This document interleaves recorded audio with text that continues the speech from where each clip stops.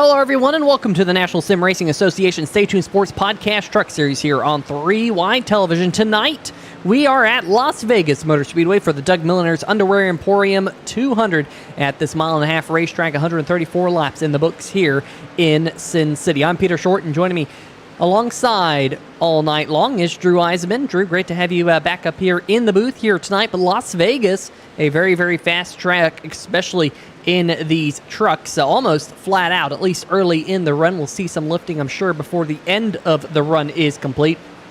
But we're in for a good show here tonight in the National Sim Racing Association. Yeah, Peter, I'm gonna go ahead and do behind the scenes real quick. If you wouldn't mind sharing your screen so I know exactly what you're showing to everybody watching back home. Yeah, in my opinion, kind of one of my favorite, kind of more traditional intermediate tracks in Las Vegas. A little different. I mean, you kind of have a D-shaped oval, but not quite your traditional Charlotte, Atlanta, Texas shape.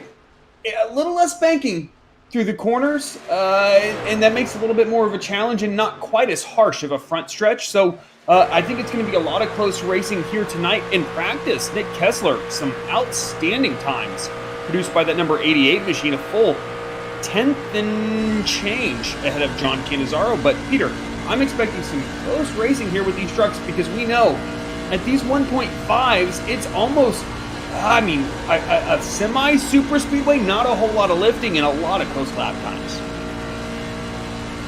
Yeah, that's for sure. Definitely going to be a pretty close field here tonight. Just about a minute left here in the practice session. We're riding on board with the number 99 here of Philip Scott. We expect to see him as a contender here tonight. But Drew, the racetrack, we're in day conditions here. How do you think that's going to affect the track conditions here tonight and how these trucks drive?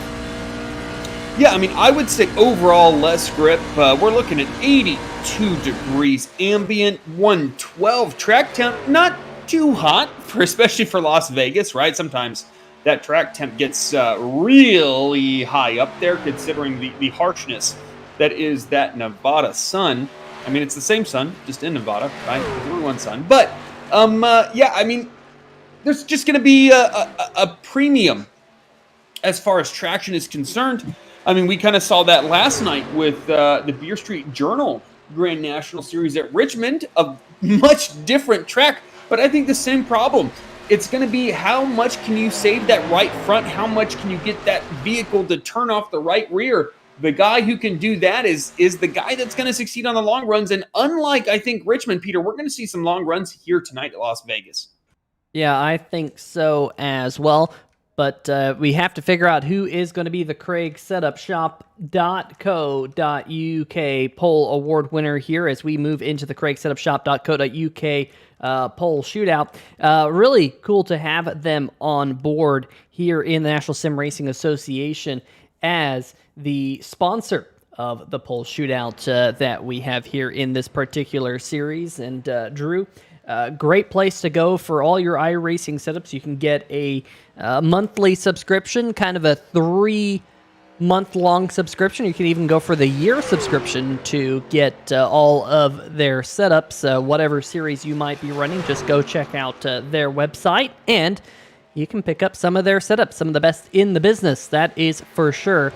And, of course, the sponsor of the CraigSetupShop.co.uk poll shootout here this season. The number 54 machine of Matt Cherry out there on the racetrack in his Stay Tuned Sports machine. He was kind of mid-pack in the practice session. Justin White was towards the bottom end of the scoring pylon in the number 2, trying to find some pace here. We'll see if he can pick it up in qualifying.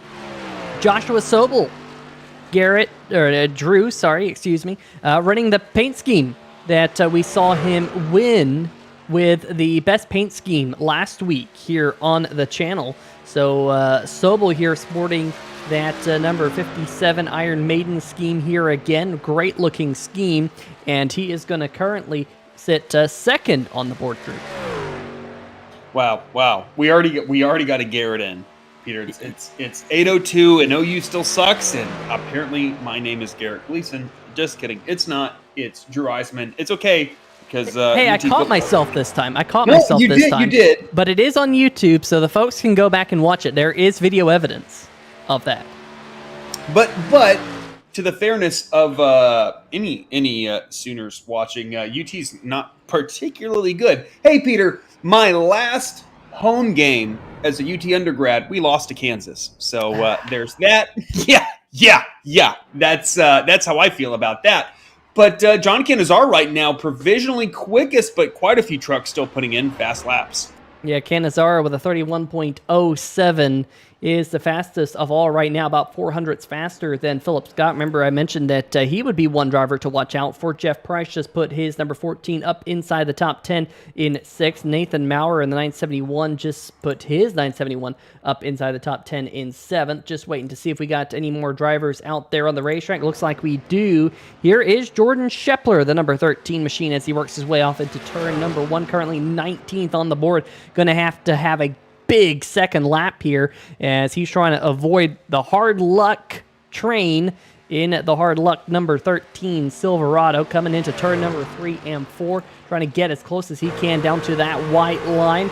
Coming out of turn number 4, this is going to be the run to the start finish line. Is he going to dip below the start or the white line? He does, just to try and make that a little bit shorter, and a great lap for Schepler is going to put him inside the top 5, so huge pickup for the number 13 truck on his second lap out there. Garrett Austin in his Chevy Silverado, new to the National Sim Racing Association Stay Tuned Sports Podcast Truck Series. He's working his way through turn number 1 and 2. Not a great first lap, but if we saw anything, second lap is going to be your fast lap. Nick Kessler in the number 88, fastest in the practice session a little while ago. The Taz Racing Customs Chevy Silverado, we know he's capable of putting in a blistering lap here, trying to pick up another CraigSetupShop.co.uk pole award through turn number 3 and 4. My goodness, Drew. Peter. I have been, it's been 2 weeks since you were last up here in the booth. Since then, I think I've had Garrett alongside me 5 times in that past 2 weeks, including this race last week. So I'm just getting it into my head now that I just have to say Garrett because he's always up here. But Nick Kessler going to go second fastest here in that 88. Yeah, I mean, to be fair, I was trying to see some opportunity presented to me last Friday. We'll see how that works out. But this Friday, I'm super excited to be back here in the booth as, again, this regular season really winding down. I think we saw last night the drama that can happen when guys feel some pressure as the chase closes in. In the Stay Tuned Sports Truck Series, I think it's a little bit more wide open than we saw in the Beer Street Journal Grand National Series last night.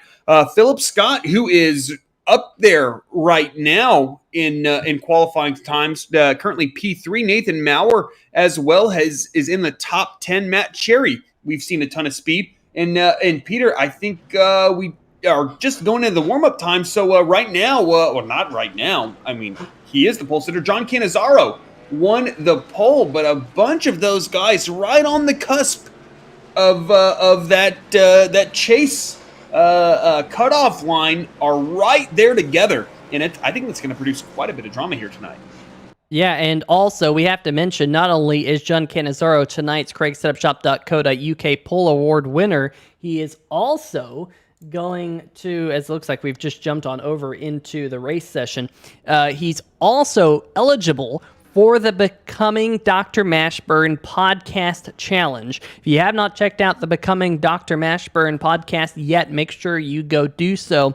It's Ben Mashburn's wife becoming a doctorate, and the podcast documents the struggles becoming a doctorate, but looks like we're going to jump over into the race. We'll find out whether or not John Canizaro elects to head to the back to try and pick up some extra cash on the line here tonight. Drew, I got it right this time. Why don't you take us through tonight's starting lineup here in the National Sim Racing Association Stay Tuned Sports Podcast Truck Series. Once I bring up the graphic here, there we go. Take it away, Drew. John Canizaro in that number 12 machine will be rolling off in P1. Nick Kessler to his outside. Philip Scott, one of those drivers near the cutoff for the chase. He'll be rolling off in third. Robert Dudley to his outside. A great qualifying effort by the number 49 machine rolling off fourth. Then it's Matt Cherry and Jason Gracias rounding out row 3. Jordan Schepler in P7. Joshua Sobel in P8. And then Jeff Price and Nathan Maurer rounding out our top 10. 11th spot here tonight, Chris Darling with Ben Mashburn. Speaking of Ben Mashburn, on the outside in 12th position. Row number 7 here tonight, Randy Bledsoe, Evan Gilbert, Travis White, Doug Neal on row number 8. Garrett Gleason, Justin White, 17th and 18th. Randy Perdue, Jeffrey Johnson Jr. rounding out our top 20. Drew. And yeah, as you, Adam Lichty, I believe it's Lichty. I believe that was the agreed upon pronunciation. Adam Lichty in the number 51 machine rolling off in 21st. Then Garrett Austin, not Garrett Gleason, Garrett Austin in that number 34 machine rolling off in 22nd. Then Andrew Jessen in 23rd. Johnny Williams in 24th. Joshua Corner in 25th. And then, he will not be rolling off in 26th, but Scott Tompkins, who will be race control. Then Steven Doziak, Dalton Hayes, Vincent Valvano, and Tristan Maher not taking times. All of those last drivers rounding out our field. And Peter, we are coming to green.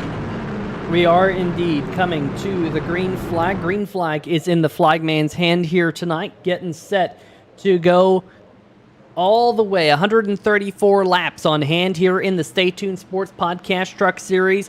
Waiting to see the green flag come out. It is the Doug Milliner's Underwear Emporium 200, and we're under green flag conditions. Who's going to win a new pair of underwear here tonight? I don't think anyone will. I don't even think anyone would accept the prize from Doug Milliner's Underwear Emporium, because that's probably his underwear drawer. But anyway, right now, John Canizaro in the number 12 machine up at the front of the field leads the race. Folks, if you weren't here for the joke, it's a running joke. It's been around for a while, but that's the reason behind tonight's race name. If you haven't been tuning in here on 3Y TV, the Stay Tuned Sports Podcast Truck Series, it's been a long season, and finally we were able to get this one in.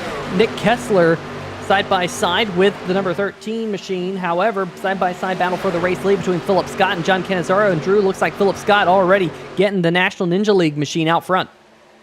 Yeah, and that number 99 machine, one of those drivers that has been so quick throughout multiple races this season, just has not been able to close the deal.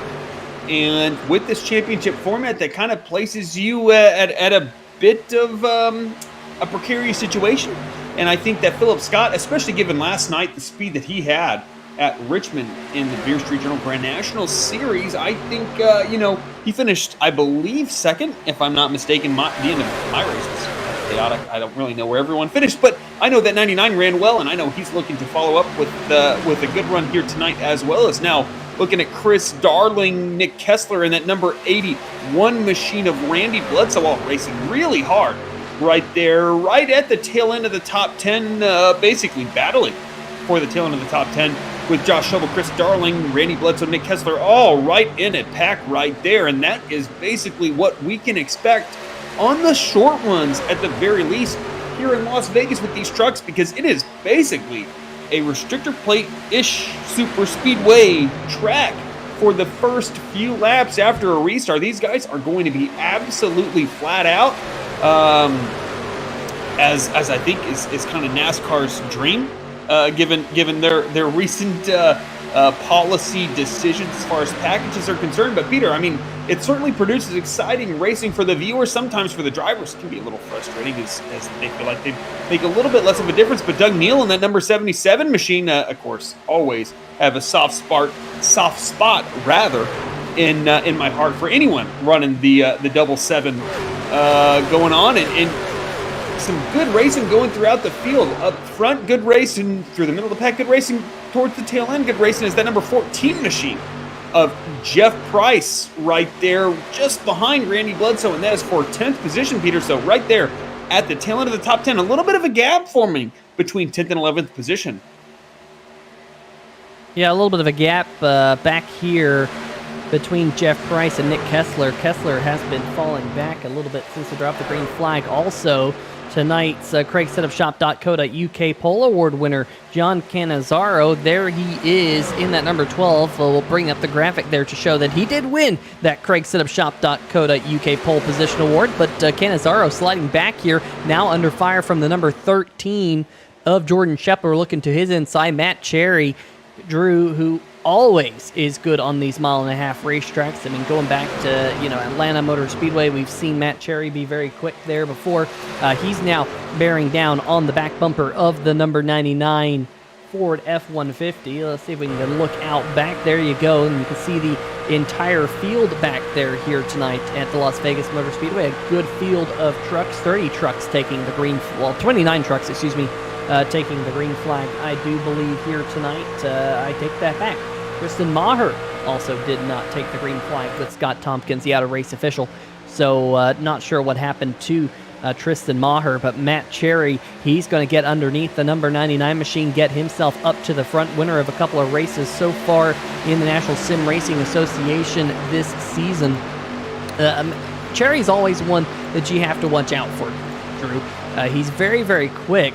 And, on the contrary side of things, he has a tendency to get really loose with his truck. It just must be his driving style. So if the race truck's a little bit tight, it seems to suit the number 54 machine. And here tonight, I haven't really seen anyone struggle with a loose race truck, and I'm wondering if that is suiting that number 54 machine as he leads here on lap number 10. Yeah, I mean, I need to figure out how that 54 manages to get his vehicles to turn the way he does. I always struggle with kind of driving a vehicle on ovals, whatever stock car we're talking about, and just driving the right front off that thing. Matt Cherry seems to drive the right rear off of it, and I would always prefer that second option if you have to pick one. But yeah, another great intermediate track for Matt Cherry. I believe he has been really quick at Las Vegas here in the past, so no surprise to see that number 54 machine running really, really well. As now we're looking at a battle for fourth and fifth, depending on who comes out ahead of the other right there between Jason Gracias and John Cannizzaro. And Peter, you saw right there down the backstretch how powerful that draft can be, as that number 1 machine pulled about half a car length on John Cannizzaro just because he was in line with the trucks in front of him. And you see down the front stretch, not quite as straightforward. Guys are trying to get down there, cut the front stretch as short as possible by going down there on the apron. And nonetheless, the number 1 machine able to clear Cannizzaro really close off the exit of turn 2. And we're slowly, Peter, starting to string this thing out to single file. We were really too wide by too wide throughout the field for these first, 10 laps or so. Now on lap 13, we're starting to see this field pull themselves apart a little bit, which is just going to continue as this run goes on, as Matt Cherry doing a great job. But last night, Peter, that number 1 of Jason Gracias was the truck, or given last night, the car to beat. I think, given that confidence that you get from just basically being the guy with the pace, I think that number 1 is going to be a truck to look for here tonight. Yeah, got that win yesterday in the Grand National Series, and like you said, trying to carry that momentum over to Las Vegas here tonight as he tries to work his way under the number 13. Might have actually got a little bit loose down there on the inside of the racetrack. Might have had to check up because now he's under fire from John Cannizzaro, who's trying to point his way back towards the front of the field. You can see in the bottom right-hand corner of the screen, a couple of trucks a little bit further back have kind of lost the lead train, including number 55 is Steven Doziak. He's in that group. I don't know if that's the number 88 machine. Just check in on the number 88 of Nick Kessler. It is the 88 of Nick Kessler. And Drew, that's a little bit of a shock that Kessler is finding himself back in 27th. He has gone from 2nd to 27th in 15 laps. A big shock there in the Taz Racing Customs Chevy Silverado. Yeah, I don't know. I'm going to go ahead and run through his lap times in the race. And I mean, I would just assume that there has been some kind of issue with the number 88's setup. I know, we saw last night. Equipment failure is very real in sim racing. You might not lose your brakes or have an engine failure, but I would think that almost some type of equipment failure in sim racing is almost as common, if not more common, than in real life because of how many technological things can go wrong, whether that be internet or pedals or VR or monitors or computer problems, what have you. A lot of things can, quite frankly, go wrong in sim racing and cost you pace and the ability to compete. And maybe that's what's going on with that 88 machine. I wouldn't expect him to be lacking pace over those guys around him, but obviously something's not going right for Nick Kessler. Things are going right out front for that number 54 machine as he continues to lead, though. Behind him, that's where things are really happening. Philip Scott pressuring Jordan Scheffler, and again, some guys really excel these intermediates. Jordan Scheffler is kind of one of those guys that I think of that I think this is probably, arguably, his best track type of season. He's second now, the number 1 of Jason Gracias, challenging the number 999, double 9, 2 9s there, if I can enunciate those numbers. It's going to be really hard to pass here, though, Peter, I believe, as this run goes on, as we have our first caution of the night here on lap 18. Caution flag number 1 flies here tonight. We're hearing that it is Andrew Jessen in his number 26 machine. Let's see what happened here. Was racing with the number 77 of Doug Neal. Neal looks to the inside and just contact on the backstretch, and the 26 makes some heavy contact with the inside wall, comes up the racetrack, and Garrett Gleason and Vincent Valvano coming in there a little bit late, getting a piece of that number 26 machine. Let's see if we can get another look at this one, maybe from the 3-wide TV blimp cam, to see exactly what happened here. Let's put this into 3-wide TV slow motion, and I don't know, kind of looks like maybe the 77 of Doug Neal was coming up from that particular angle, just kind of hooked the number 26 into the inside wall. You see the 26 slamming on the brakes, trying to hold those brakes, and then just ends up right there on the racetrack. And unfortunately, Vincent Valvano and Garrett Gleason there getting caught up right there at the end, trying to avoid it. Hey, I'm just proud that you didn't call Garrett. Good Lord, Garrett, my name, Peter. So yeah, no, I think it's a little bit of both going on right there, as we ride on board with Vincent Valvano, and you'll see them happening. I think Doug Neal came up, and I think the number 26 machine came down, and then you just don't ever know if a guy's really going to hold his brakes or not. I think that just about killed Vincent Valvano's number 64, and Garrett Gleason has a ton of front-end damage. I mean, I guess I can understand why you get us confused, Peter. We both run the 7. He just has 1, and I have 2. So, I mean, I guess that's fairly understandable. But I think that's just one of those deals where I absolutely think Doug Neal came up, but I think that number 26 machine also kind of came down at the exact same time, and then that's basically the worst possible thing that can happen on the straightaway. A huge impact into that inside wall for the number 26. Yeah, Garrett just didn't quite get on the brakes at the same time as Vincent, and then made a little bit of contact, and unfortunately, I think that's going to be about day done for that number 7 machine, despite its awesome paint scheme. Smoke rolling out from underneath the hood of that machine here on lap 20. Not ideal, as we had our entire field come down pit road. I think these are guys that didn't pit. I went to stay out, and I think Mr. Canizaro stayed out and decided, I do not want to be out there on old tires, because essentially everyone else that was competitive came down. So that's going to put the number 13 machine of Jordan Scheffler out front. Yeah, it's kind of odd, to be perfectly honest with you, because we had a good number of trucks pit the first time by on pit lane, and then we had a couple of trucks, John Canizaro there on the right-hand side of your screen, one of those who literally just came down on lap number 20. Jeff Price, Adam Lichty,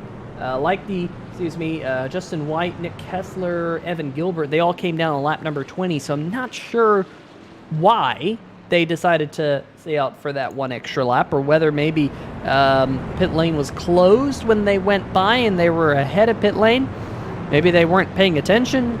Drew, this happened to me before, and you just go on by and you went, oh man, I probably should have come down pit road. Not sure what that was all about. But now Canizaro, who was our CraigSetupShop.co.uk Bull Award winner at the top of the show, he now finds himself back in the field in the 19th position there in the Holly machine. We'll actually see whether or not the iRacing pace car lights turn off here. If they don't turn off, we'll see if we can get a quick word with John Cannizzaro and see what happened there. But I have a sneaking suspicion that they will turn off, and sure enough, they do. We will go back green here in just one lap, on lap number 23 here tonight. Have not really checked out the chat. At least I have been checking out the chat. I haven't really mentioned the chat a whole lot here on the broadcast here tonight. Stay tuned Sports saying, first order of business, let's throw some names out for the flagman. For Peter and Garrett, I mean Drew. Garrett Gleason saying, I was under the impression Vinny was going to go high. Didn't expect him to brake hard there. Bad situation. And apologies to Valvano. We're getting that in the chat from Mr. Gleason, not Mr. Eisenman. Rich Sobel saying he's got a 70-inch TV mounted on the wall. If you've never watched these races on 3-wide TV on the big screen, you need to check it out. It looks so realistic, sometimes you forget that it isn't. Well, I don't know, it looks realistic on my end, Rich. It is real in some sort, just not real cars. Stay tuned Sports saying, okay, was playing a crime game with the wife. Catch me up. Did we name the flagman yet? No. And are they tidy whities here in the Doug Milliner's Underwear Emporium? That is something we don't want to know the answer to. Stay tuned Sports, of course, in the chat with the Stay Tuned Sports Podcast Truck Series. But Drew, the iRacing pace truck, late lunge down pit road. We're going back green. That number 13 in control, a great restart here, and that's one of those things, Peter. These iRacing restarts give such an advantage to the driver controlling them. It's you have to kind of really screw it up if you're the leader to not get a solid advantage like we saw Jordan Shepard get right there in that really, really great looking number 13 hard luck machine. As the number 99 of Philip Scott, though, gets a great run out of turn 2. Makes a move to the inside through 3 and 4. Is he going to be able to maximize that? It's going to be hard to get that momentum on your side on that bottom lane. As all of a sudden Matt Cherry now carrying a ton of speed to the outside. Is he going to force a 3-wide all on the bumper of the number 13 machine going into turn 1? Ooh, Jordan Shepler a little loose right there. I think Matt Cherry's going to go to his outside 3-wide coming out of turn 2. 3-wide on 3-wide TV, and Matt Cherry is going to make it look easy. Uses that high line to get the clean air back on the nose of the number 54 Stay Tuned Sports Podcast F-150. I mentioned that he's won a couple of races this season in the National Sim Racing Association competition. Well, he's done so, but not actually in the Stay Tuned Sports Truck Series. He's done it in the Beer Street Journal Grand National Series that we also broadcast here on 3-wide TV. If you have not checked that out on Thursday nights here on the channel, we actually have the BeerStreetJournal.com chase for the championship upcoming over the next month or two. Of course, we got some holidays in between us crowning a champion as Philip Scott, the number 99, gets loose down there on the apron, has to check up. That's going to allow the number 28 machine of Randy Perdue to scoot on by, and that was Robert Dudley in the number 49 machine who had to check up a little bit. Philip Scott here falling back through the field under this short green flag run as we got some good side-by-side action right here. Josh Sobel racing with Randy Bledsoe. That is the battle right now for the third position. Yeah, and I think both Jason Gracias, not Jason Gracias, as he had a not a fun time through 3 and 4. As all of a sudden the 81 not only got by him, but cleared him coming out of turn 4. But look at the gap that the number 54 machine now has over second position. Over a second now between first and second. Not too many laps after this restart. Kind of surprising right there is Jason Gracias really starting to struggle, now slip back to 4th. Got to wonder what's going on with that number 1 machine, as now he's slipping back to 5th position. Peter, what do you think is going on with that 1? He went from 2nd to 5th in 1 lap. What do you think is going on with that 1 machine? What are you seeing? I just wonder if the one of Gracias, under that first run, he kind of felt out his truck. He felt out the tire wear that he was seeing in that truck. Maybe he learned something there in that opening 25 laps. He's a very smart driver here in the National Sim Racing Association. And I just wouldn't be at all surprised if he's just backing it up a little bit, saving his tires, knew that we had a good long green flag run to start the race, and that usually bodes well for the race as it goes on. He just has to be mindful of not losing a whole lot of track position, because even if you're saving a bunch of tires, which is all fine and dandy, if you lose enough spots, you're just going to tear your tires up trying to race back up through the field, as now he's going to lose another spot to Ben Mashburn. In fact, Mashburn sliding by.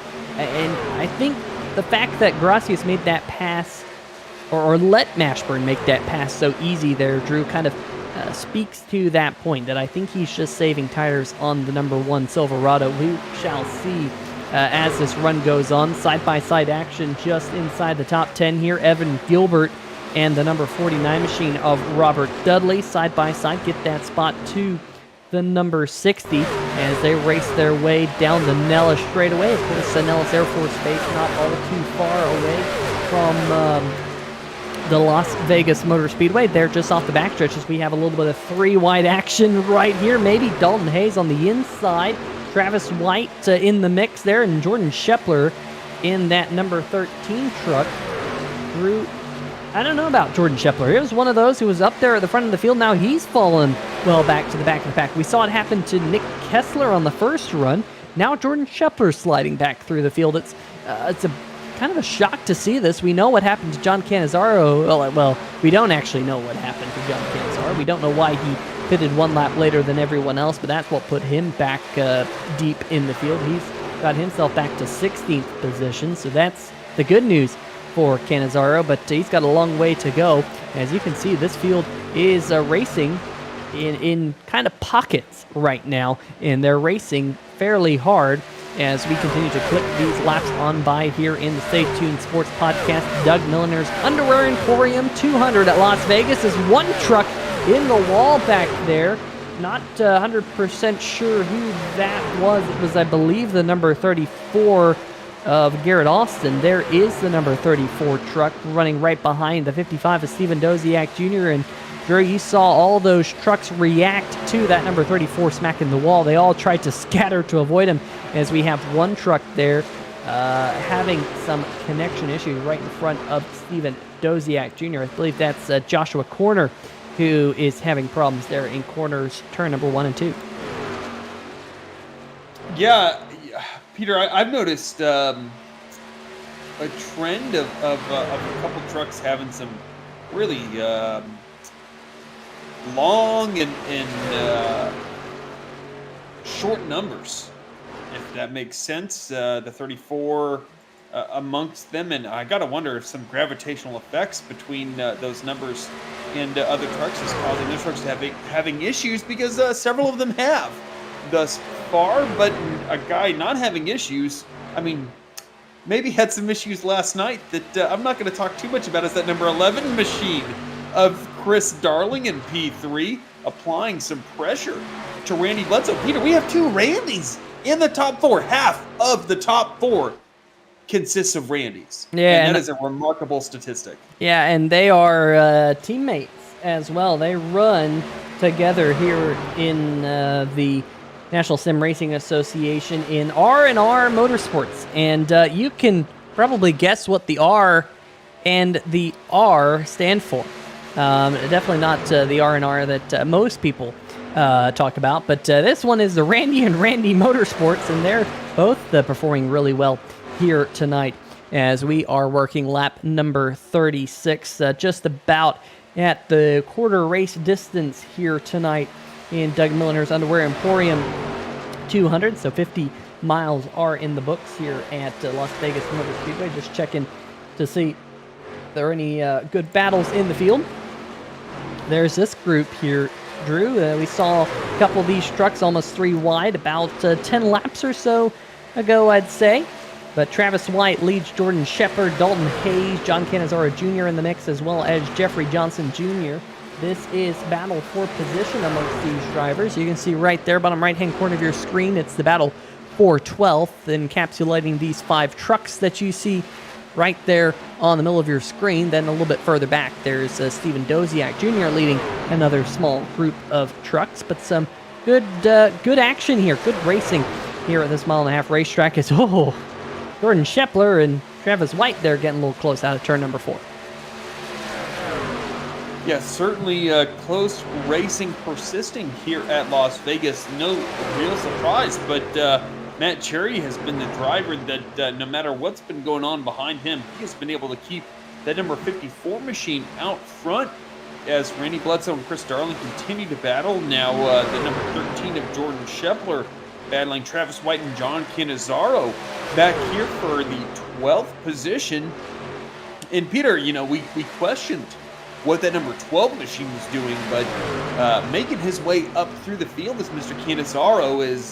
He is now battling that number 23 and the number 13 machine to get right up there close to the top 10. But yeah, I mean, it certainly was an interesting strategy move that John Cannizzaro made on that last caution, because I kind of was of the mindset that, okay, well, you're trying to save those tires for later in the race, but it doesn't make a lot of sense to take those tires a lap after everybody else, and now you just gave up all your track position for the same set of tires as everyone around you, as this number 49 machine and the number 971 and Nathan Maurer battling for that top 10 position between them, as the number 99 of Philip Scott out front, the number 13 machine out back. Oh, there was some contact. I'm sorry, Peter. Contact between the number 11 and the number 81 out front for second position. Some decent damage to that number front, or the front end of that number 11 machine coming out of turn 4,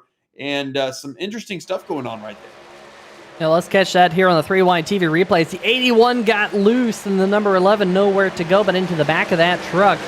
They're able to keep things pointed in the right direction, but quite rightly you mentioned, Drew, that now the Taz Racing Customs number 11 of Chris Darling is going to have some front-end damage. You can see it right there on your screen as he flashes across the start finish line. We'll have to see how that affects the handling, because this racetrack, Drew, it's so fast. I mean, these drivers almost flat out early in the run. You can see right here, bottom right-hand corner of your screen, 170 plus miles an hour down the backstretch.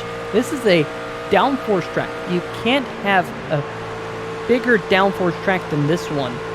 And Chris Darling right now, with that front-end damage, will lose the benefit of some of that downforce as he stays in line behind now Randy Perdue, who runs behind Randy Bledsoe. And then you see about the 9/10 of a second gap up to Matt Cherry, looking behind the number 11 of Chris Darling, though. No one really back there. Ben Mashburn quite a ways back, as these gaps here developing pretty drastically here inside the top 10. Yeah, Peter, as this run goes on, the gap between the trucks continues to kind of grow as we once again have a battle for second and fourth positions. And now looking at the 971 and the 49 machine, once again battling for that 10th position as Philip Scott has given himself an advantage over the trucks that we're looking at right now. Jordan Shepler joined in this battle, as has Mr. Cannizzaro is back up there. We'll see. You know what? We're not going to make that comment. We're just going to keep broadcasting as a professional, as these drivers racing side by side are Robert Dudley and Nathan Maurer with Jordan Shepler. Oh, that was a bit of Formula Drift going on for Nathan Maurer right there. Crew 3 and 4. That is going to open the door for Jordan Shepler. And Peter, that was quite a moment coming out of 4. Now let's see right here on the 3-wide TV replay. That is a big moment. That's quite a lot of counter steer on the 971 machine. Good thing he was able to keep it going in the right direction. Otherwise, we might have had only our second caution flag here tonight, as we are closing in now on the halfway mark, about 20 laps or so away from the cross flags here at Las Vegas Motor Speedway. Maurer now falls back to the 12th position as they run out there on this mile-and-a-half racetrack. Thanks to everyone in the chat here tonight. Garrett Gleason is saying, Drew the professional. You know, Drew, I know you might have got to see some bits and pieces of last night's Beer Street Journal Grand National Series event. We jinxed it a couple of times last night, and we have a tendency to do that. We bring out the ray guns every once in a while. I think we brought out the ray gun once last night at Richmond. It just happens here, folks. I don't know exactly how it happens, but sometimes we just kind of talk, and I don't know, Drew. Maybe we can say it's our experience that we kind of call these things as we call them. Of course, between us, probably now 30 plus years of sim racing experience. So, you kind of get to feel things out on the racetrack sometimes. Yeah, I mean, I am, I'm not the most experienced sim racer, but I don't think it would be a bragging point if you were.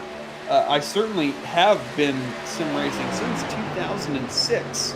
So, I mean, that's 15 years now. I mean, that's liberal arts math. I'm making sure. I think that's 15 years now.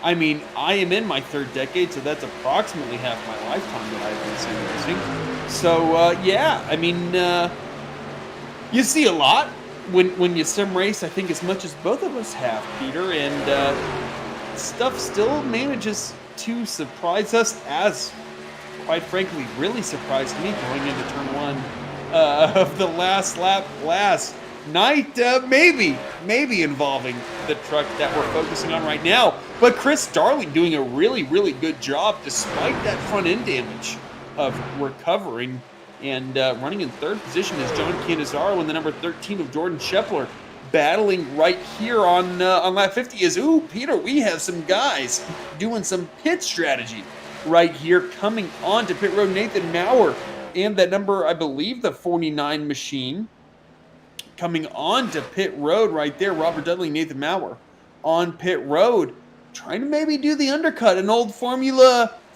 E strategy, Formula One strategy going on right there. Is now the number 77 of Doug Neal coming on to pit road, as well as Matt Cherry with a 1.3 second lead over Randy Perdue, who has just about 9/10 of a second over Chris Darling. And I think this is about as big of a gap as we've seen between Matt Cherry and anybody else, or the race leader, quite frankly, and anybody else here on lap 51. Yeah, we are on lap number 51. We'll make that 52 as Matt Cherry does go across the start-finish line right here. And Drew, I was just kind of thinking to myself, about possible pit strategy, because the drivers who just pitted, they made 32 laps on fuel. We have about 83 laps to go, so we think that the drivers will only need at least 2 more pit stops here tonight, and I think they can do that fairly comfortably. Now, it'll be interesting to see if some drivers can stretch it a little bit further, because there's some drivers out there in the field who I just expect to have been running better. I'm curious to know if they are saving fuel. Drivers like Jason Gracias, who was very strong early, Jordan Shepler in the number 13 also, who was very strong earlier in the night. They've kind of backed off here over the last couple or so, last 30 laps, this long green flag run. There's John Canizaro, who's working his way back through the field. In fact, running with Jordan Shepler back there around the 10th position, as I think we might have, I was thinking we might have some more drivers on pit road. We don't just yet, so I don't know. Maybe some of those drivers who came back down pit road the second time, maybe they're thinking of only pitting once more here tonight, but that might be a little bit of a stretch here at Vegas. Yeah, Peter. It's going to be interesting to see how this pit strategy plays off. I got to be honest. I'm barely tuned in to what the fuel window looks like in the Xfinity cars. Not so much in the trucks. It's been quite a few minutes since I have really driven these trucks, especially on the reduced. Oh, you know what, Peter? I'm mistaken. Not reduced fuel load, because these guys are running normal fuel loads once again. I think one big thing of note, we were talking about the track temp, and quite frankly, the ambient temp in practice and qualifying. It's down a full 10 degrees track temp from practice, at least, and that's definitely changing the way these trucks are driving. So it's kind of not surprising to see the field stratifying as it is. I gotta say, Peter, we're looking at this number 4 machine. I think it's my favorite scheme of this race of Ben Mashburn. That I just think matte black and then chrome. That's just cool. It's cool. It's just cool. I don't really know what it says because the chrome is not necessarily the best as far as actually being able to read what the sponsors are, but good lord, it looks cool. It does look cool. We got some takers on pit road right now. There is one of them, the number 54 machine, your race leader, Matt Cherry, on pit road right here. Drew, he was last on pit road on lap number 19, so you do the math, that is 38 laps for the number 54 machine, and that is going to be very tight to make it to the end of the race on just one more stop from this moment, because let's see, what did I say, 38 laps was the number. You multiply that by 2, you get 76 laps, and right now we are at 76 laps to go in this race. So I'm wondering if some drivers have been saving fuel, some drivers might not be saving fuel, and that could change things up as this race goes on. Garrett Gleason in the chat saying that it seems like the TNR drivers will be on pit road around lap number 60, so at least with their fuel mileage, we think they can make it on just 2 more stops from this present moment in time, as they've yet to make their final pit stop. Ben Mashburn has been elevated up into second. Randy Perdue is your race leader, yet to pit. Chris Darling in third. Evan Gilbert, Randy Bledsoe. And Evan Gilbert has been on a charge in the number 60 machine, running down the number 81 machine of Randy Bledsoe. He is yet to make a pit stop. In fact, he is the highest place of all the drivers who pitted on lap number 20. Remember that second group of drivers who came down kind of strangely. We don't really know why they waited till lap number 20 to pit. But Gilbert is closing in on Chris Darling here. I wonder, Drew, if they were thinking about possibly going to the end of the race on fuel on just 2 more stops in that point. I wonder if fuel strategy was kind of in the picture here, as Evan Gilbert trying to get underneath the 11 of Chris Darling. This is the battle right now for the 3rd position as they run. Gilbert having a great showing here tonight at Vegas. But, one thing about that, Drew, and I'm thinking about in the back of my head, we see that these drivers who pitted on lap number 19, we think they can make it to the end of the race on just 2 more stops, like Matt Cherry. On just 1 more stop from here, presumably. And I just wonder if their fuel numbers were based off of the first few laps of the run, where they could run flat out. And then as the run goes on, they have to lift a little bit, and they just naturally save fuel. So I'm wondering if some of these drivers estimated using more fuel than they actually are out there on the racetrack. Just with the way this is all playing out, I don't know. I'm just kind of hypothesizing. But I think drivers like Cherry should be fine on fuel. He might have to save just a little bit. It might be a little bit close, but he's in that realm where he will be able to make the rest of the race just saving a little bit of fuel. As some of the other drivers here coming out pit road, Evan Gilbert and Chris Darling, as Darling has to make a lunge to the inside of the number 60.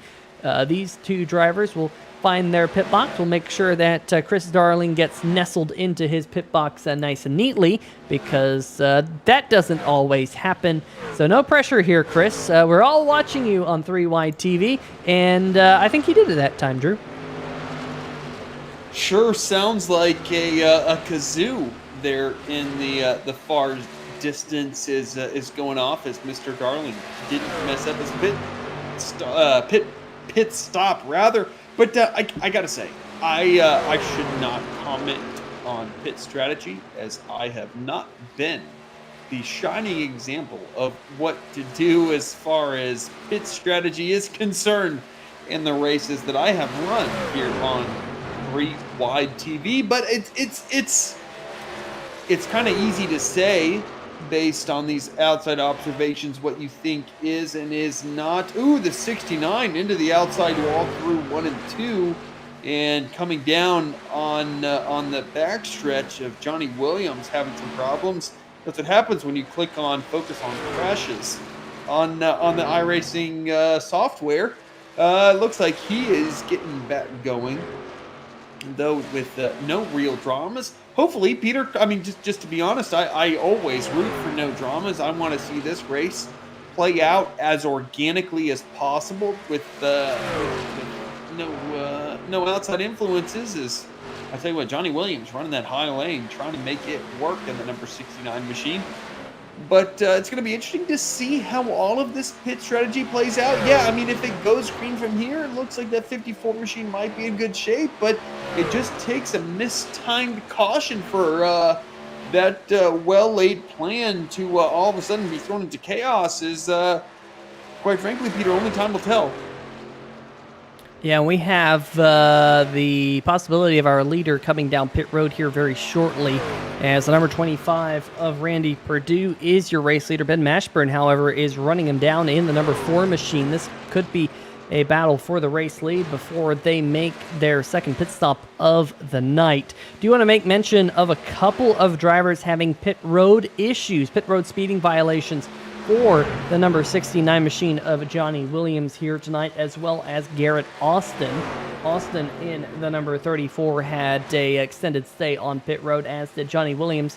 Presumably both of those drivers getting nabbed for speeding, and they're going to have to get the Brookstone Animal Hospital Lucky Dog Award, which we've yet to award here tonight. Only one caution came out fairly early here, as we are now into the back half of the Doug Milliner's Underwear Emporium 100 laps down, 100 miles down, 100 miles left to go here at this 1.5-mile racetrack, and still no sign of Perdue coming down pit road. Meanwhile, Ben Mashburn in the number 4, he's the opposite. He's coming down pit road right now here, Drew, making it all the way to lap number 68. Behind him, Randy Bledsoe, also coming down pit road in his Chevy Silverado.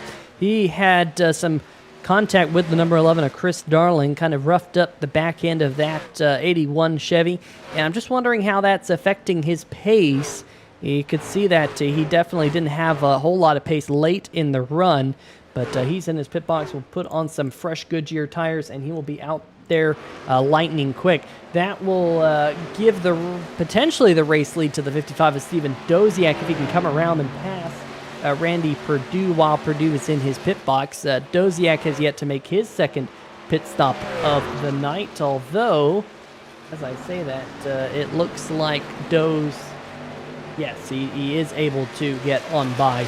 So Steven Doziak is your new race leader, and there is your old race leader, the number 25 of Randy Perdue, finally coming down the pit road on lap number 69.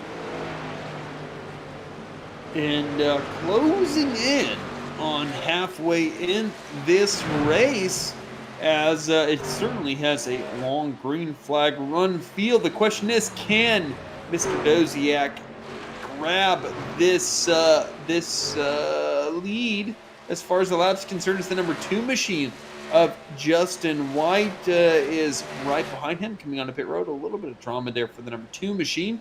But will I don't know. He pitted before the start-finish line, always a disadvantage.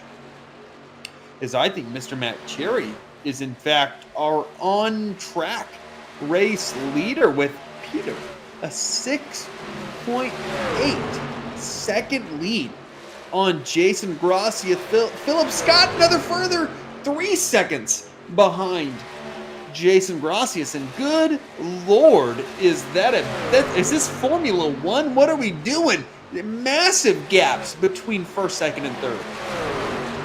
Yeah, and you can see right there, Matt Cherry is actually extending that advantage over Jason Gracias over the last 7 to 8 laps or so.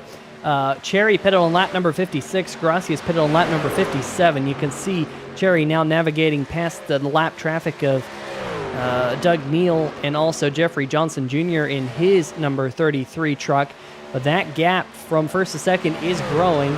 Philip Scott will just kind of check the gap from second back to third, and you can see that gap is growing. It was about a second on lap number 56, now up to 3.4 seconds.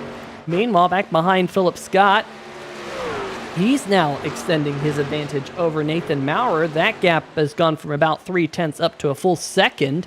Then you go back to the 971 of Nathan Maurer.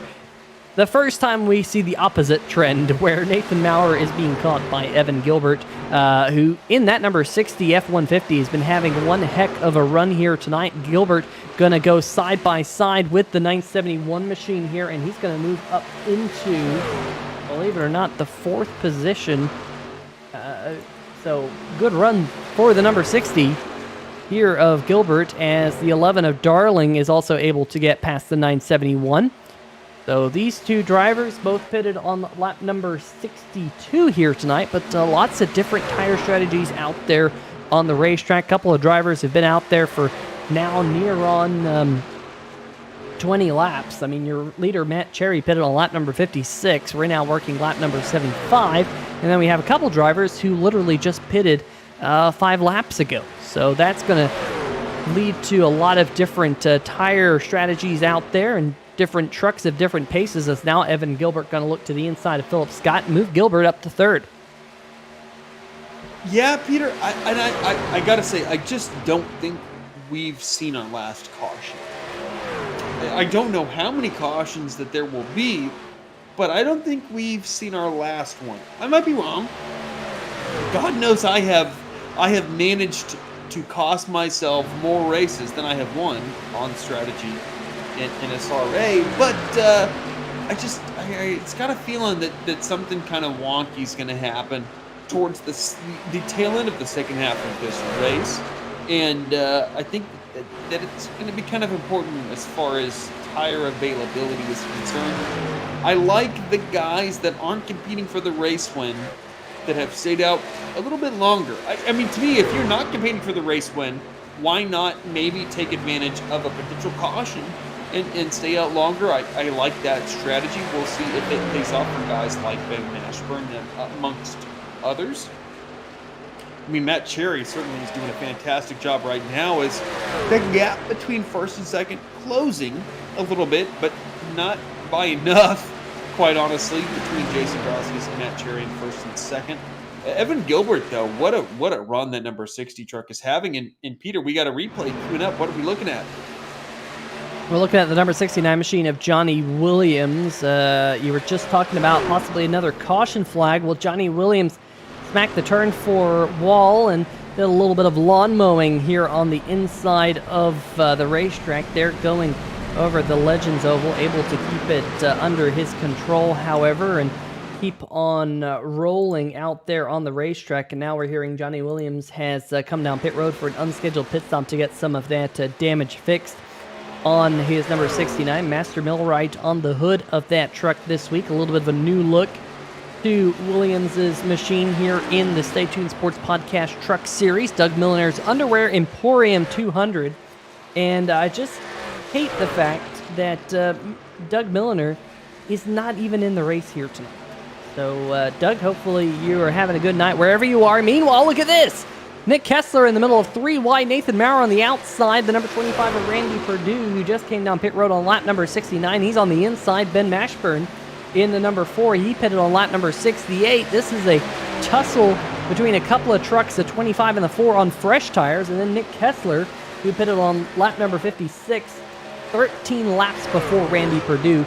Perdue using those fresher tires to his advantage and scooting on through. Next up in his crosshairs is the number 57 of Josh Sobel, who ironically called his own number when he came down pit road, pitted on lap number 57 here tonight, still sporting that Iron Maiden scheme that he won the vote with last week. I think everyone was a sucker for the Iron Maiden custom number on that truck. Harpoon Designs doing a stellar job with that number 57 machine, and I'm sure he's going to rock it for at least a little while. I don't know if he'll rock it to the end of the season, but he's under fire from the fresher tires of Randy Perdue and Ben Mashburn, and looks like the 57 here will slide back as the lap truck there stays out of the way.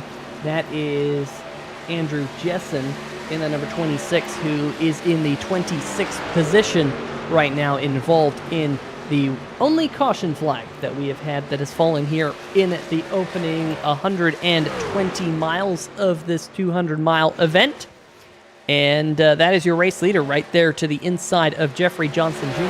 And Drew, I'm just looking at the scoring pylon right now. Jeffrey Johnson Jr. is the 19th place truck, just now about to go one lap down. Yeah, Peter, my apologies. Trying to bring out my calculator to do some math as far as this race is concerned.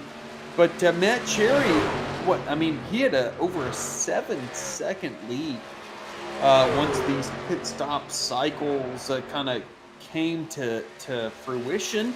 Down to 5.1, but that's still a really, really, really big lead between Matt Cherry, Jason Grossi, and then another further, now 4.8. Hey, 3/10 that lap difference between Jason Gracias and Matt Cherry, with Evan Gilbert a further 4-ish, 3.5 seconds back. But Matt Cherry, I think, given kind of how this race is unfolded, depending on how strategy works, because I'll be honest, I don't know if Mr. Cherry will have to pit again relative to those around him, or if a caution comes out now that we are well and truly in the second half of this race, what tire situation that 54 will be involved in.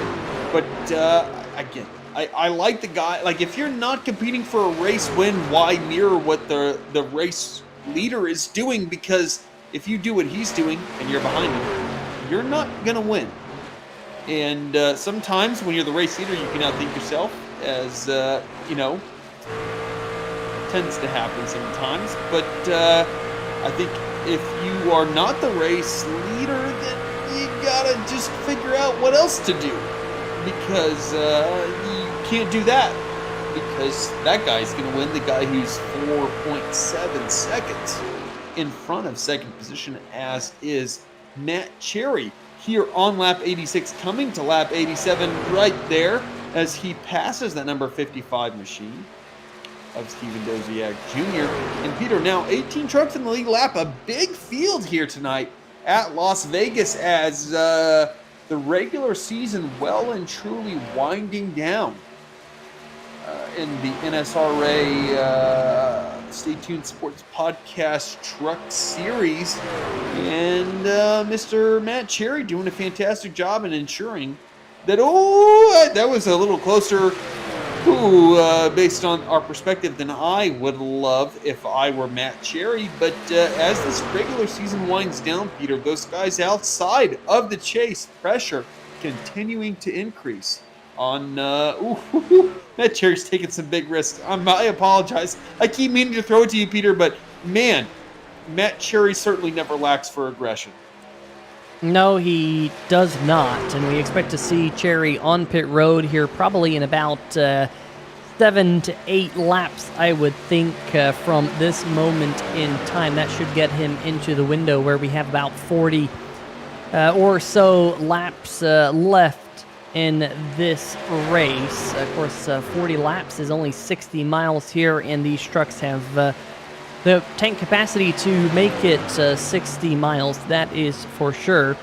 So the 54 of Cherry is your race leader right now. We did some comparisons on lap time between drivers up there inside the top 5 right now. And Randy Perdue was clicking off about 3 to 4 tenths of a second per lap, which is a pretty decent number, Drew. Problem is he finds himself about 9.5 seconds behind your race leader in Matt Cherry right now. So there's quite a large time disparity between Cherry and Perdue, but we'll see if that comes down before they make their pit stop. Cherry has now 4.2 seconds, so it's come down just a little bit more. Jason Grossi is last night's race winner in the Beer Street Journal Grand National Series. Of course, Beer Street Journal also a sponsor here in the Stay Tuned Sports Podcast Truck Series, sponsoring the Beer Street Journal Last Call. We don't call it overtime here in this series. We call it the Beer Street Journal Last Call. And if you haven't checked out BeerStreetJournal.com yet, make sure you do so before the end of the night. If you didn't do it last night and you were in the chat, shame on you, because BeerStreetJournal.com is a really awesome place to check out. But Jason Grossi is now about 4 seconds behind Matt Cherry. I think time is running out, though. before we make possibly our final pit stops. There's Evan Gilbert shining here tonight in the 3rd position, just a couple of, well, now almost truck lengths in front of Randy Purdue, as Purdue is really running down the number 60 here of Evan Gilbert before their final pit stop. We do believe Adam Leichte has just gotten around Robert Dudley and Travis White because they're on pit road. There's the number 49. There's the number 23. Looks like they are both in their pit box. So, Drew, we think that this is kind of opening up the pit cycle here. The final green flag round of pit stops. Of course, a caution flag could change anything here tonight. Stay tuned Sports in the chat asking how's Flagman Garrett doing tonight, Peter. He's really pretty bored up there. We can check on him.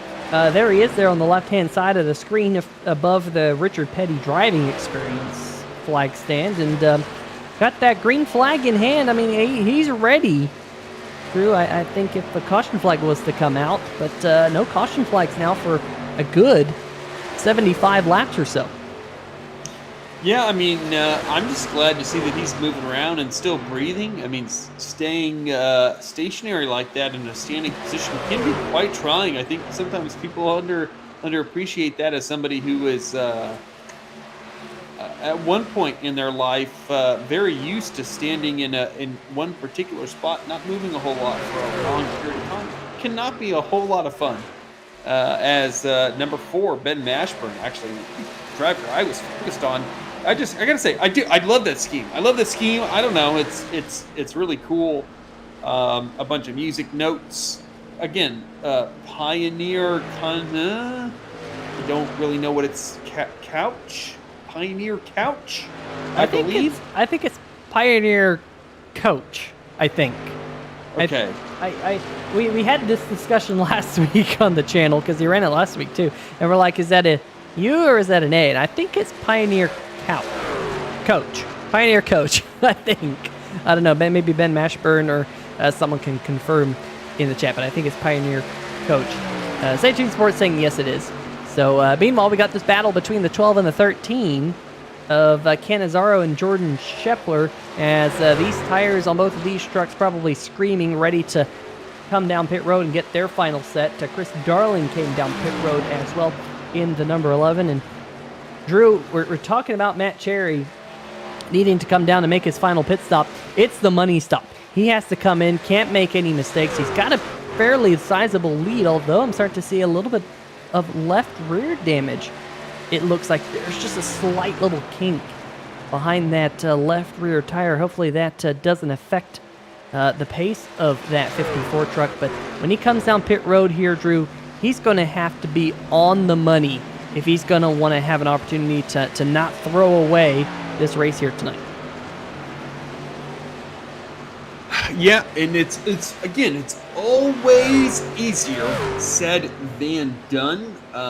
When you are the race leader, it's so easy to just not quite do what you need to do. As the number 47 of Dalton Hayes, as somebody who very recently got a pit road penalty, I can't imagine the number 47 machine did not. As here we go, the number 54 of Matt Cherry coming down onto pit road with a big old lead. I gotta say, the 47 missed his pit stall.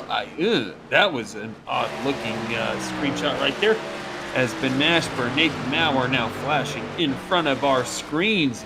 Yeah, this is a disaster from Mr. Dalton Hayes.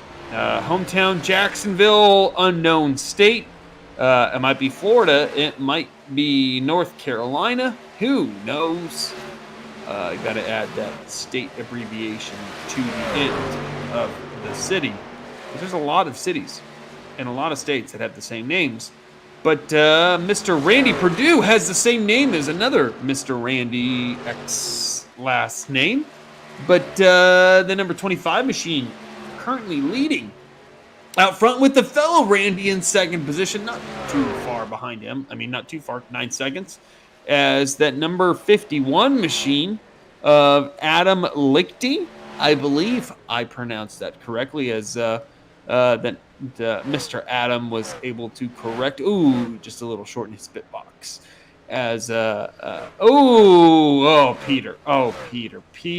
oh no, disastrous for the number 51 machine. Yeah, that we thought he was short, but maybe he was too long in his box. Had to throw it in reverse. Took him a while to get himself into the box where his pit crew could go to work on the truck, and unfortunately that is definitely going to hurt here tonight. That those costly seconds, I mean, it doesn't sound like a whole lot of time. 7 seconds here is near on a third of a lap. If you lose 7 seconds on pit road, I think he lost more than 7 seconds there, because it took him a couple seconds to get stopped, took him a couple seconds to throw it into reverse, took him a couple seconds to reverse, and to get realigned and all that stuff. That's just losing and losing and losing time. We'll be able to see here in just a second how much time that cost him. Randy Perdue is your race leader. However, he's hoping, Drew, to see a caution flag come out here very soon, because if he doesn't, he's going to have to come down pit road, and he's going to lose a lot of track position to those drivers who have come down pit road, put fresh tires on. But if caution flag comes out, the 25 of Purdue is going to look like a genius, because there's only 5 trucks on the lead lap right now. Philip Scott in the number 99 is one of those trucks. He's the last truck on the lead lap, although he did pit on lap number 89, so he has pitted fairly recently. We do know that Philip Scott is good to go to the end of the race, but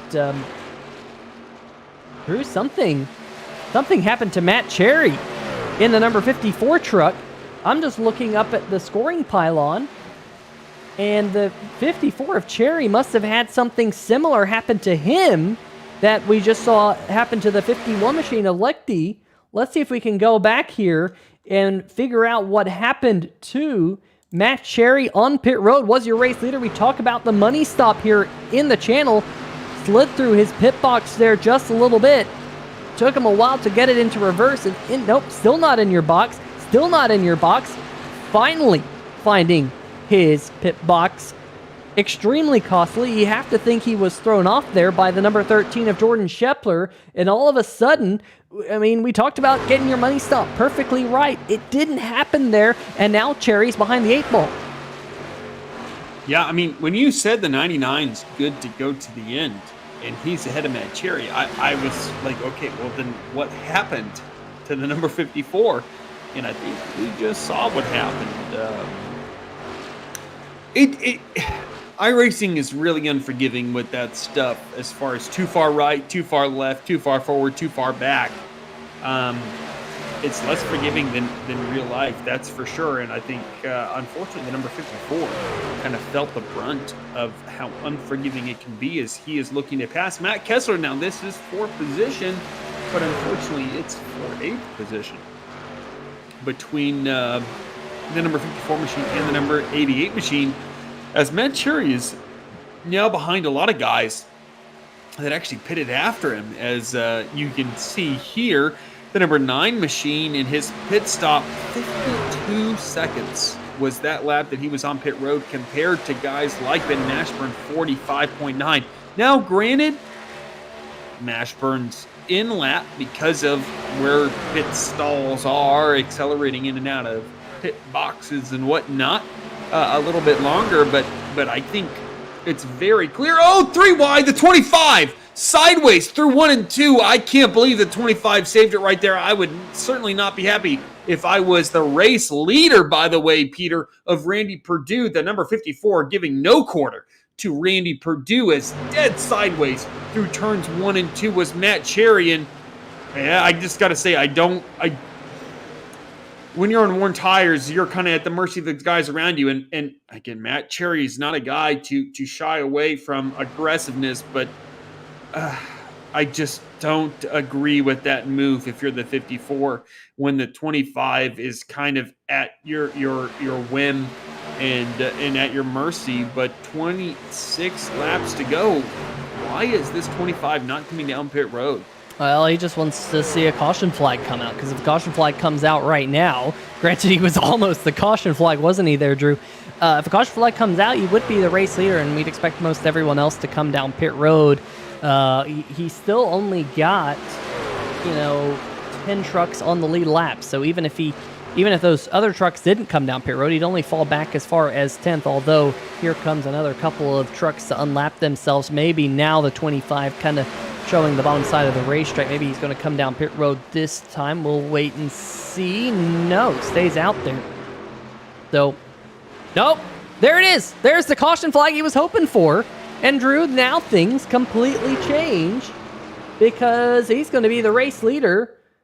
Let's see if we can figure out what the yellow flag might have come out for. Because I'm not seeing anything obvious kind of on my end just yet.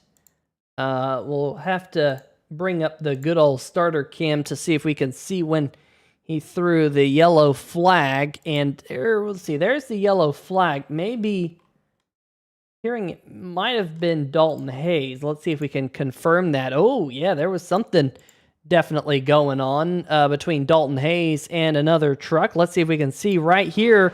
This is Dalton Hayes racing with the number 23 of Travis White. They make contact again, and they both end up in the turn 2 wall.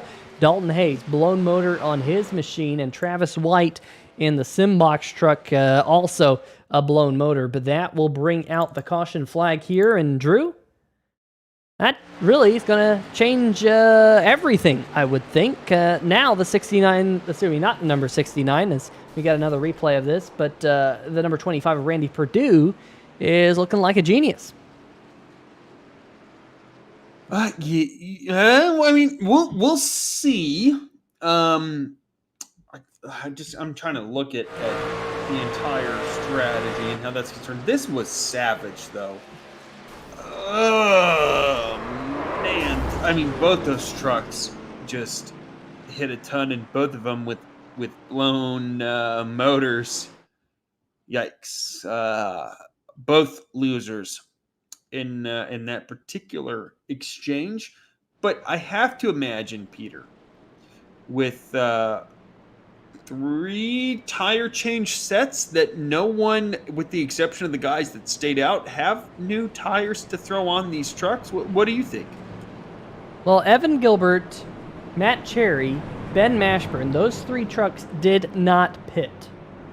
And right now, they are your top 3. Randy Perdue, Randy Bledsoe, Jason Gracias, Philip Scott, they all came down pit road and did pit. And they all took on 4 sets of tires. Chris Darling in the number 11 did not pit. He's back in the 8th position. But he did not get the full benefit because he was just so far back in his Taz Racing Customs F-150. He actually might come down pit road to take on tires this time. Looks like he will. In fact, maybe he'll get some of that front end damage fixed as well. He's in 8th. We were talking about how there weren't many trucks on the lead lap a little while ago. Evan Gilbert, who's your race leader, we only have, well, I say only, a lot of trucks were able to unlap themselves, and a lot of trucks will get the wave around here. Some of these trucks like Jeff Price, Jordan Shepler will be taking the wave around. Robert Dudley will be taking the wave around, as will John Cannizzaro Jr. there. So we will have, I think, 16 or 17 trucks on the lead lap when we go back green flag here shortly. But now the big question is going to be, we got 3 trucks who did stay out. They're on old tires, but they're saving a set of tires for later in the race, Drew. We think that maybe drivers like Jason Gracias, Philip Scott, Nick Kessler, and Josh Sobel, we think they might have just used their final set of tires. Now the question is going to be, will another caution flag come out? How will this change things? Only time will tell here on 3 Wide TV, and that's why it's fun to be a race fan here in the National Sim Racing Association. Joshua Corner joining us now in the 3 Wide TV chat here on YouTube, saying kept blinking, does not know why it's doing it. Josh, a few things to look into. 1, try flushing your DNS. That's something that's gotten people in the past. 2, obviously restart your router. Those 2 things together, flushing your DNS and restarting your router, can be very beneficial to getting all the pathways to iRacing. See all those trucks taking the wave around. Also, not sure, folks, who got the Brookstone Animal Hospital Lucky Dog Award. Unfortunately, I do apologize to our friends over at Brookstone Animal Hospital, but someone was able to get that award. Maybe it was Chris Darling or Justin White. I don't know. We'll just give it to one of these guys. Make sure to check out Brookstone Animal Hospital, sponsor of the Lucky Dog Award here in the Stay Tuned Sports Podcast Truck Series. We think it was either Justin White or Chris Darling because they have end of longest line penalties, as you will if you get that Brookstone Animal Hospital Lucky Dog Award. It actually might have been Chris Darling because he was kind of in an awkward spot and came down pit road the second time by. So anyhow, check those out, Joshua Corner. And hopefully you can get back up there on the racetrack next week and all will be fine and dandy. 20-lap shootout, though, here, Drew. 30 miles at Vegas. Pace truck lights are off. I think it's time to gamble here in Vegas. Yeah, I mean, we certainly are lacking on the Las Vegas puns, going all in, doubling down, etc., etc. Well, I'll make sure to rectify that as the number 60 certainly doubles down. I can't think of the proper gambling terminology. Goes all in on this restart. There we go, Peter. As a heck of a restart by that number 60 machine of Evan Gilbert, as the number 54 falls back to third behind Ben Mashburn.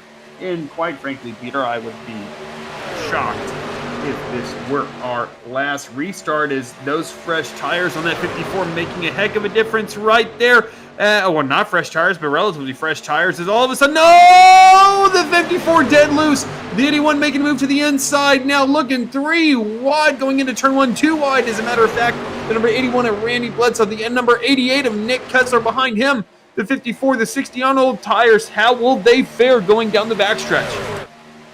And Drew, like you said, mixing tires here. The number 81, Randy Bledsoe, he's on 4 fresh tires. Nick Kessler in the 88, also on 4 fresh tires. And Bledsoe will get himself now out front of the field. Nick Kessler trying to pull through to come up into second. Evan Gilbert, who's been having such a strong run, is now Nick Kessler dives to the inside. Remember, Drew, Nick Kessler here tonight started on the outside pole, fell all the way back to the 26th position at one point. We were absolutely gobsmacked by the fact that he'd fallen all the way back, but now he's worked himself up to the front once again as he tries to clear the number 81 coming off of turn number 4. Now Jason Grossi is going to battle for the race lead, as all 3 of these trucks right here up at the front on fresh tires. Philip Scott in the number 99 a little bit further back. He's also been able to navigate his way through the traffic on the older tires. He's up to 4th, but then look at this gap back to Evan Gilbert on the old tires. Matt Cherry in this group, the number 4 of Ben Mashburn, also right there. They're kind of holding up this group, but we're going to focus on this battle for the race lead as we come to 16 laps to go. Yeah, what a battle up here in the top 4. Nick Kessler, Jason Rossius, Randy Bledsoe, Philip Scott.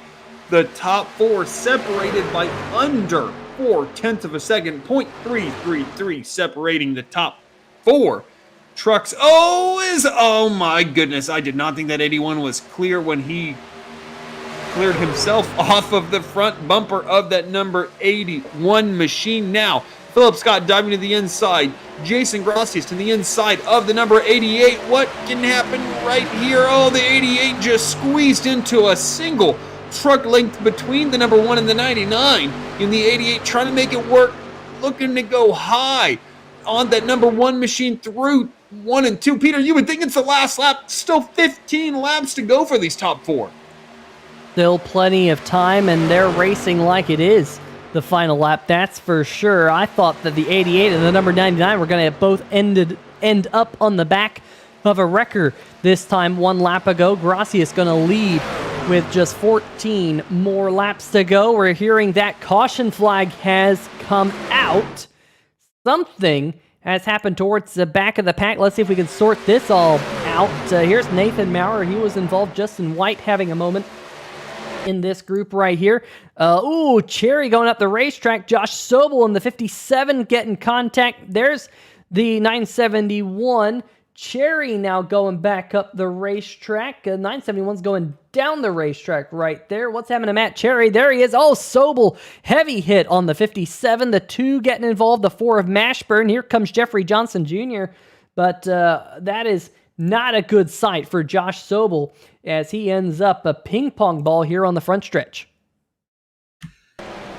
Yeah, I mean, oh my goodness, and then everyone has to avoid a truck stopped at the bottom half of the front stretch, and yeah, the 54 with a lot of damage. A lot of trucks in the general vicinity have quite a bit of damage, and I mean, again, we talked about, the 54 just washed up, if I'm honest, and that's kind of what caused, Sobel just had, that could have been way worse for Mr. Sobel in that really cool Iron Maiden scheme.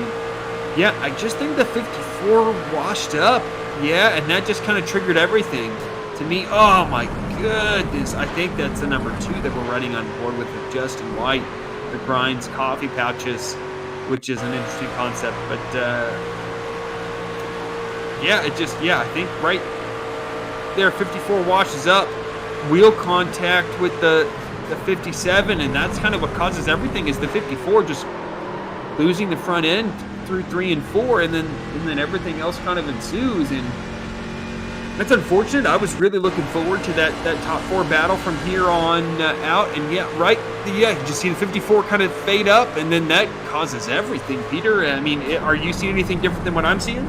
That's what it looks like. We'll see if we can get maybe one more look of this mess here from the 3-wide TV blimp cam. We'll throw it into slow motion here so we can see how this all shook out. Matt Cherry did come down pit road to take on fresh tires. You see him sliding up the racetrack right there. Gets into Evan Gilbert, and I think iRacing netcode instead of impacting Evan Gilbert in the number 60, where I think there was actual contact, I think it just threw Sobel up into the wall. And definitely you could see the 54 broke loose, and there's Justin White getting involved as the 57 gets thrown around into a top back there. Jeffrey Johnson Jr. getting a lick of it in his New Edge auto detailing machine, but unfortunately the Iron Maiden number 57 not looking all too good right now. We also know a little bit further back in the pack, I believe the number 13 machine of Jordan Shepard. Let's see if we can go on board with Shepard. You can see all the carnage breaking out in front of the truck.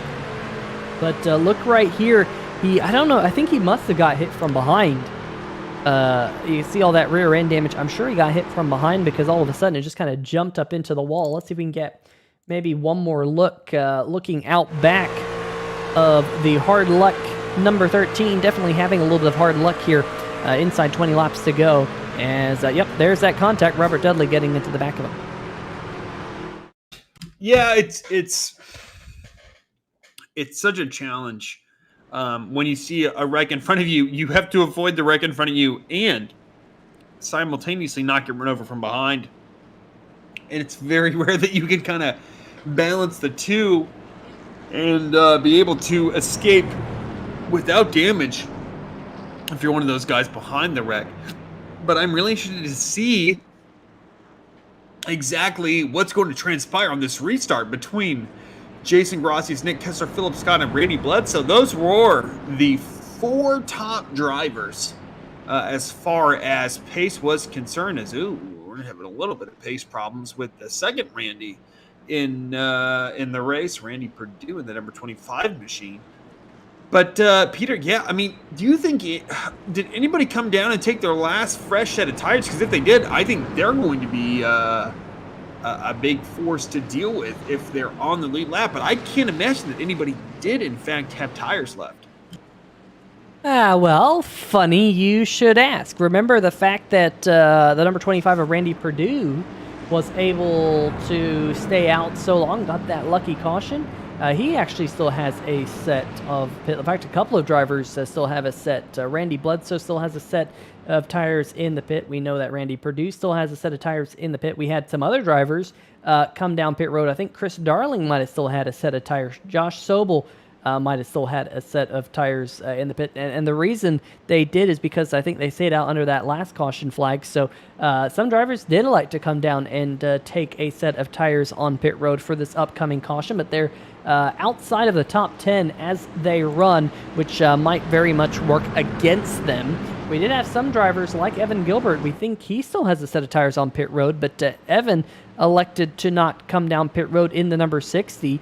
So that's a bit of a surprise. He's still on, at this point, about 30, 40 lap old tires on the number 60 F-150. So definitely a surprise for Evan Gilbert. Pace truck comes down onto pit lane. Jason Gracias, last night's race winner in the Beer Street Journal Grand National Series, gets us back underway. Philip Scott coming through, now up into second here, Drew.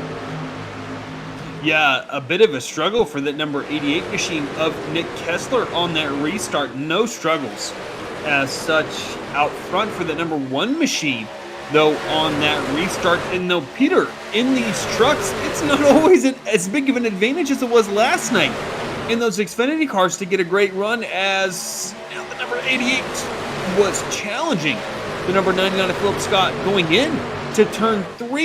We got some contact definitely going on in the back. Will that bring out a caution? I'm not seeing any indication of that as such, but certainly some drama and some tire smoke coming out of turn 4 out front. Everything's still solid, though. Jason Gracias leading over Philip Scott and Nick Kessler, although, we got a big checkup coming out of turn 2, but now we'll see, that number 25, and Peter, that was the Randy that had fresh tires. Am I mistaken in that? Both of the Randys have fresh tires, and now look at this, almost 4 wide here on the front stretch, right in front of Randy Perdue. We are going to be 3 wide. We'll check up at the front here, adjust them. Oh, contact! Jeff Price ends up in the wall. Chris Darling as well in the number 11 machine, as we kind of saw that 3 wide action right there. We wanted to keep our eyes on it just in case that happened, but 2 trucks ending up in the wall, but we stay. Green flag. The flagman Garrett, who hasn't had to wave the flag all too many times here tonight, has possibly fallen asleep up there in the flag stand. Not sure, but we remain green flag. 6 laps to go. Meanwhile, Jason Gracias leads. Second is Philip Scott, but he's being challenged by the number 88 of Nick Kessler. You can throw a blanket over the top 4. The 81 now of Randy Bledsoe is in the mix. John Cannizzaro in the number 12. He's now up in the mix. As you see smoke out there on the backstretch now. Not sure. I think it's Jeff Price who has possibly a blown motor on the number 14. He has come down onto pit road as, folks, my live timing and scoring software has completely frozen on my end. Not sure what it's doing, so we're just going to have to stay with this up at the front here. I'm sorry, I literally cannot change camera view. Hopefully, we get a good view all the way to the end of the race, as right now, Nick Kessler is looking to the inside of the one of Gracias here, Drew. Coming to 5 to go. Yeah, some crazy battling going on up here. Okay, all of the viewers should be thankful that I do not have voice activation, because I yelled some expletives when the 11... and that whole situation unfolded in turns 1 and 2, that massive contact. That I am so thankful that is in the sim and not realized, because that was a horrendous impact between those 2 trucks, as Nick Kessler and that number 1, door to door, and here comes John Cannizzaro on the bottom, 3 wide down the front stretch. That's going to be really tight through turns 1 and 2 here on lap 134. Or 132 of lap 134. It's not 6 to go, Peter. I apologize. It's 3 to go here between these top 3 drivers, as they're door-to-door going into turn 3. The number 1 pushed way up there, and John Cannizzaro, I think, is going to clear that second lane potentially, as we're coming to lap 1 now on lap 133. Contact, the number 1! Goes around contact. There's no way that doesn't bring out a caution. And it looks like, has it brought out a caution? I can't tell. Live timing scoring's all screwed up here. And now, live timing scoring is completely screwed up. So we're just going to have to take manual control of it. And sorry about this, folks. We're just going to have to do this old school style. Because who is the race leader? We do stay green. How are we still green? The number 33 completely went around. And currently, John Cannizzaro is your race leader. The 99 of Philip Scott is there in second. And Drew, is this the white flag lap? It is. White flag in the air here at Vegas. So we will not have a Beer Street Journal last call. And John Cannizzaro, some way, is going to come home potentially with a win if he can see out through turn number 4 for the final time here tonight. Cannizzaro goes to victory lane in a wild one here at Vegas. Yeah, I mean, let's use all the colloquialisms for Las Vegas. He doubled down and he took home all the poker chips, did John Cannizzaro. A wild last few laps there as everyone involved went all in, and John Cannizzaro took the pot and brings it home into victory lane as a wild finish between the number 1 and several other trucks. I gotta be honest, I can't remember all of the numbers that were involved. 88 and Nick Kessler and various others, but what a finish. Certainly not lacking for excitement, but John Cannizzaro brings it home in victory lane, and gotta say, Philip Scott running so well, just another time, just a little bit short. That number 99 has got to be one of those guys that's he's just waiting to knock that door down as far as multiple victories are concerned. But right now, John Cannizzaro, this is his 3rd victory on the season, and Lord knows, going into the chase, not too far off, this number 12, quite a bit of momentum. Yeah, and unfortunately here tonight, folks, the final race results are going to be completely off because the live timing and scoring, they're crashing right there at the end of the race. So we're going to have to kind of do a manual rundown of everything here at the end of the show, unfortunately. In fact, I even lost the biggest mover of the race. So if someone who is watching has that biggest mover of the race award information, I would be happy to find out who the biggest mover of the race was at the end of the night. We can kind of theorize who it might have been, but I lost all that information when that crashed with 6 laps to go, and you're not getting that back, unfortunately, here tonight. However, we can dial up our top 3 finishers because I believe it was Cannizzaro, Scott, and Robert Dudley.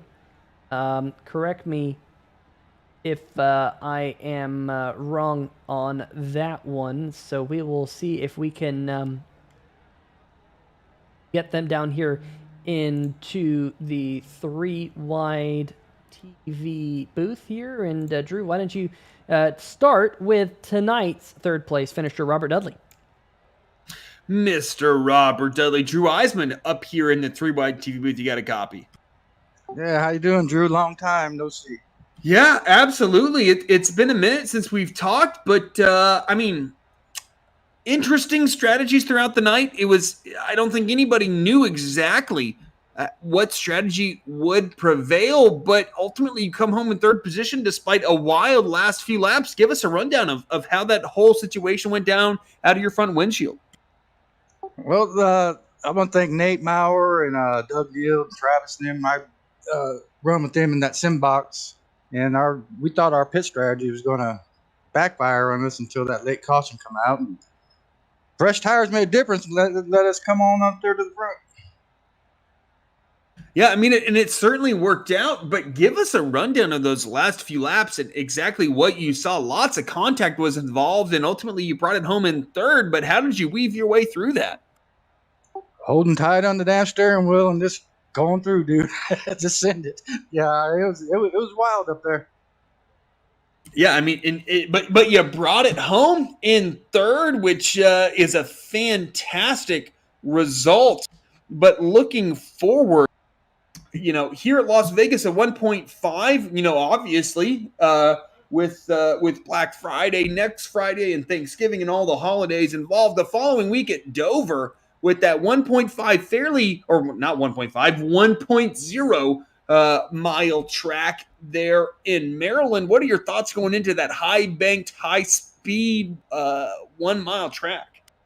Yeah, I like Dover. I won a league race last weekend. I don't know if I'm going to make it today or not. I want to thank Chris Darling for letting me, come back. Because I hadn't run the season, but if I run, I like Darlington, but it's kind of dangerous to get wrecked. There's no room on the track. Yeah, absolutely. We've seen some huge wrecks in real life there at Dover. But Mr. Dudley, great talking to you. Before we let you go, is there anybody that you'd like to give a shout out to? Yeah, I'd like to thank all the guys in the Simbox crew. Every time I come in here, I get in there in their channel and we, strategize and have a good time talking. Thank the NSRA, Chris, all the admins, all the sponsors that run this place. And I want to thank the ALS Association Alabama chapter allowing me to run their banner on my truck. I want to thank my dad who sits there and watches and supports me in my races, and my wife, Jessica, and my son, Tyler. And thank you guys for putting on a good broadcast, and I'm glad to be able to talk to you tonight. It's been a long time. Absolutely, Robert. Thank you for talking with us. Congratulations on your third place. And hey, Texas might not be too high and mighty in the football scene, but we look forward to our move into the SEC and potentially playing Alabama here not too long. And best of luck in that and the college football season coming up. Yeah, thank you, Drew. Roll Tide, roll. Thank you. All right, that's going to do it with tonight's third place finisher, Robert Dudley. Great run for him here at Las Vegas as it all shook out there at the end. Philip Scott, though, going to come home in second here tonight. Philip, congratulations. Kind of a wild ride for you there at the end. Woo, buddy. That was literally IndyCar the last 10 laps. I'm telling you, like everything that I've had to learn the past few months about saving tires just thrown completely out the window those last 10 laps. Yeah, definitely lots of hard charging, lots of contact. And what was going through your mind when you saw some of that weaving and contact there in the closing stages? I was very scared, but like at the same time, it's just like it's all or nothing for the win. I was trying not to. I was trying my best not to make any contact or anything out. So I was just like trying to push Gracias when I could and making blocks when I could. It was just absolutely. I've never had that type of racing in stock cars ever on iRacing. Well, it was definitely a one wild finish here tonight at the Las Vegas Motor Speedway. Next week, in fact, not next week, because, of course, we have a week off for the Thanksgiving holiday. I hope everyone has a good Thanksgiving here on 3Y TV. But in 2 weeks, we go to Dover International Speedway December 3rd. What are your thoughts about going to Dover? Oh, I like Dover a lot. It's probably one of my favorite tracks. I did not too long ago, I did a B-fixed 87 car race at Dover, and that was a lot of fun. Learned a lot, and thankfully these will be much easier to drive than the 87 cars. They won't be plowing constantly and with the bias ply tires heating up, but yeah, I like Dover a lot. I like to try to change my lines up a little bit and I haven't done a big league race there in a long time before I learned how to save tires, so I'm excited to see how it goes next week. Well, definitely going to be a lot of fun 2 weeks from tonight, December 3rd, 9 o'clock Eastern here on 3Y TV. Before we let you go, anyone you want to give a shout out to, Philip? Of course, National Ninja League, obviously. Check us out, nationalninja.com. And also to my good friend Aussie, he's been going through cancer treatment recently, and it's been pretty rough. So just give him some positive thoughts and everything. He's hanging in there, but he's doing good so far. Well, that is good news there, Philip. Congratulations on runner-up here tonight, and we'll talk to you again here soon on 3Y TV. Best of luck. Yeah, and I think you're shocked I made it I made an effort to make this interview short. Well, I wasn't going to say anything, but there's definitely been longer Philip Scott interviews, that's for sure, here on the channel. But Philip, like I said, best of luck the next time we see you, and have a good Thanksgiving. Yeah, you too. Thanks, man. All right, folks, that's going to do it for tonight's second place finisher of Philip Scott. And I believe that Drew Eisenman has caught up with the wild child, John Cannizzaro. Drew. All right, Mr. Cannizzaro, I've been waiting a minute for this interview opportunity. How was your race tonight? Winner here at Las Vegas. Where do I begin? It all started from the first caution. Me and Jeff Price, I was trying to get a little strategy there, and I told him stay out. We can maybe get a jump on people if they stay out with us, and we didn't. So I took the decision to go down pit road, get some gas, save tires for a late caution, and just rode around 11th, 10th all race. Once I started wrecking at the end, it's game on. Take tires and live up to the nickname I've sort of grown, the wild child, and throw all cariness aside and do what I got to do to win. Hey, I mean, good news is you didn't have to drive through anybody in turn 4, but I got to say, you started on pole, you finished in first. It certainly on paper looks like a pretty straightforward race, but again, you mentioned a ton of different strategies involved, and I think you kind of oversimplified exactly what kind of went down. The number 54 machine, it felt like was the quickest through about 5/6 of the race there. Exactly how did that race go down to enable you to fight for that win at the end? Where do I go begin? That final caution came out, and I came down for pit road for tires, came out 12th, I think, first car on fresh tires, and I told Jeff don't overdrive it. I do that pretty often. I decided today it's the day to be careful. Just find my way to the top. Once I got to the front pack, they start blocking and it's 3 wide. Then you can't lift. If you lift, you're not going to win the race. And it's all you got to do is just keep your foot in it and hope and pray. Well, I mean, you certainly kept your foot into it. A little bit of chaos there at the end, though, and I mean, I think you kind of already let the cat out of the bag as far as your strategy was concerned. But was your thought process when all that stuff was happening just keep your foot in it? Yeah, really. I will take a little bit of the blame, though. I could have went on the apron, but Jeffrey Johnson, unfortunately, was in the wreck. Said he was going to go on the apron and stay out of our way, and trying to stay off the apron so I wouldn't get blocked by him. And I think it got too tight, and everybody started wrecking. So, unfortunately for those guys, they all wrecked. They're all quick and up front all night. But yeah, I definitely kept my foot in it. I mean, it paid off, and I believe, if I'm not mistaken, this is your 3rd win of the season. But, I mean, now we have an off week next week, but the following week, they're on December the 3rd. We go to Dover, closer to your home territory. What are your thoughts going into that high-banked 1 mile oval?